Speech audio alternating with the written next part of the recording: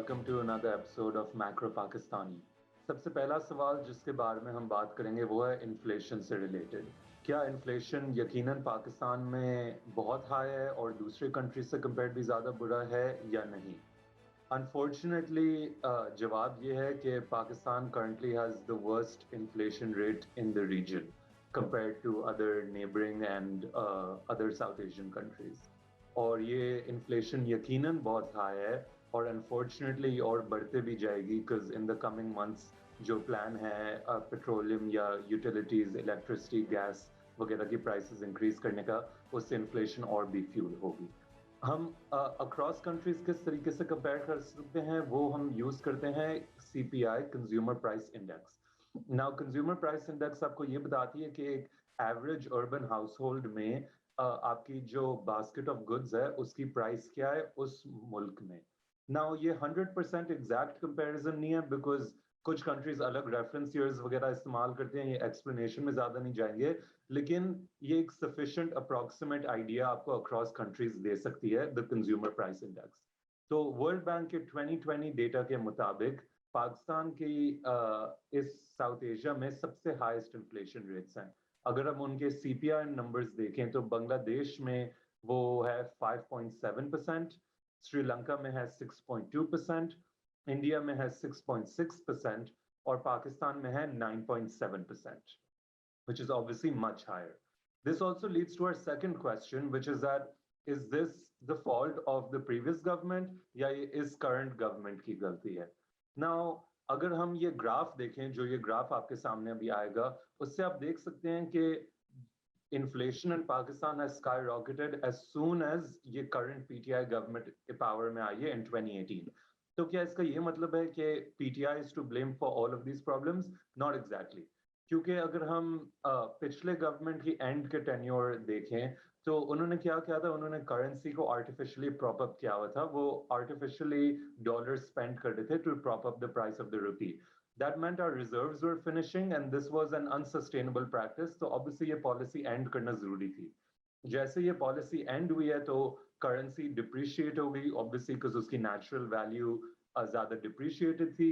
And since, according to a recent World Bank report, 90% 90% हमारे imports essential हैं, तो obviously उससे depreciated currency की वजह से उन imports की price बढ़ गई, which had an impact on inflation then, and it meant that महंगाई ज़्यादा हो गई, तो inflation बढ़ गई. So that was kind of the previous government's fault. Also, because वो prop up कर रहे थे रुपये को unsustainably, that meant कि हमारे foreign reserves बहुत कम हो गए थे जब new PTI government in power I, which meant the government had no choice but to turn to IMF loans. और IMF जब भी loan देती है तो in return they ask you to end things like food subsidies, power subsidies, utility subsidies, जिससे common लोगों को बहुत relief मिलती है। तो उन्होंने वो subsidies end करने का pressure डाला जिससे भी prices बढ़ी और जो गरीब तबकात हैं उन्हें ज़्यादा इफेक्ट हुआ। तो ये दोनों चीज़ों में आप कह सकते हैं कि पीटीआई गवर्नमेंट का इतना फॉल्ट नहीं था। हाउएवर क्या इसका ये मतलब है कि पीटीआई बिल्कुल ब्लेमलेस है, ये जो रिकॉर्ड ब्रेकिंग इन्फ्लेशन हो रही है इस टाइम पे? Not exactly. और इससे हम थर्ड सवाल पे आते हैं जिसमें हम इसका जवाब एक्सप्लोर करेंगे कि पीटीआई क्या बेहतर कर सकती थी। और ये सवाल है, what is your outlook on tax reform and the fiscal deficit? And it's not looking great.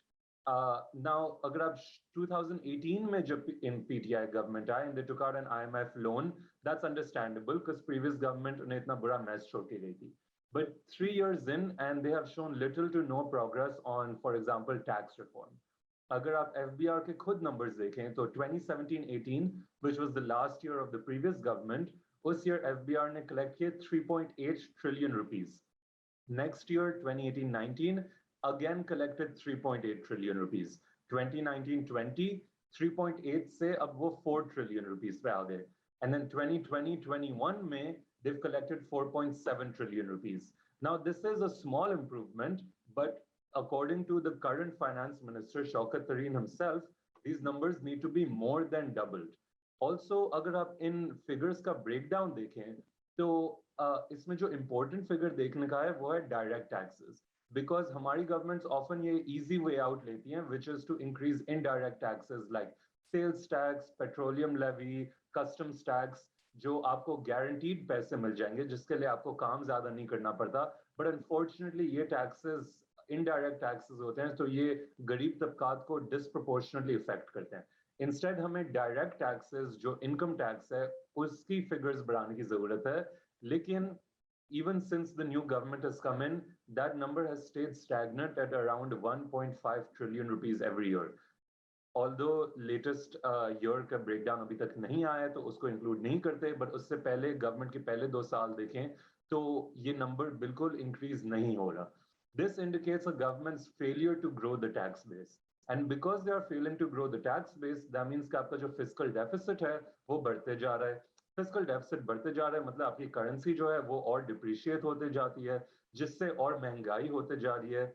और ये महंगाई फिर गवर्नमेंट की फॉल्ट है क्योंकि वो ये फिस्कल डेफिसिट एड्रेस नहीं कर सक रहे। और बिकॉज आपका फिस्कल डेफिसिट बढ़ते जा रहा है तो आपको आईएमएफ लोन भी लेने पड़ रहे हैं जो अभी इन प्रोग्रेस हैं, और आईएमएफ वापस कहती है कि आपको पावर और ये यूटिलिटीज के सब्सिडीज एंड करने पड़ेंगे, जो ये लोग अभी कर रहे हैं, जिससे वापस गरीब तबकात को और ज्यादा मुश्किलात फेस होंगी। और इस टाइम आप कह सकते हैं कि क्योंकि पीटीआई गवर्नमेंट ज्यादा डायरेक्ट टैक्सेस इंप्रूव नहीं कर रही, अमीर लोगों से और टैक्सेस नहीं निकाल सक रही जो उनकी एक वन ऑफ मेन पॉलिसीज थी, तो it's now having to resort to IMF loans and further currency depreciation, जिससे जाहिर सी बात है लोगों को और तकलीफ होगी। Now the last thing I will say is that ये बहुत मुश्किल प्रॉब्लम्स हैं जो बहुत आसानी से एड्रेस नहीं हो सकते, और पिछली गवर्नमेंट्स ने भी इन प्रॉब्लम्स को एड्रेस नहीं किया। लेकिन इसका ये मतलब नहीं है कि current PTI government is of the hook for also not addressing them. ये भी हमें साथ में याद रखना जरूरी है। शुक्रिया।